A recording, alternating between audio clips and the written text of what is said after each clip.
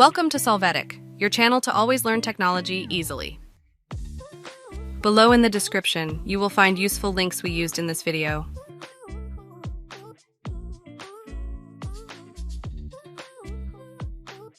Today in Solvetic, we will see how to disable CMD in Windows 11.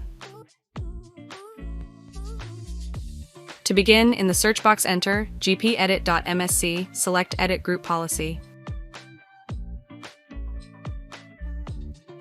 After, in User Configuration, click on Administrative Templates, and after, go to System Line. Here, double-click on the policy, prevent access to the command prompt. After this, check the box Enabled, click Apply and OK.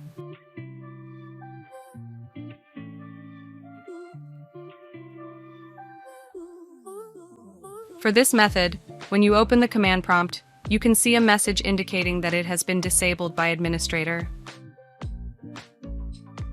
Hey, remember to subscribe Solvetic channel.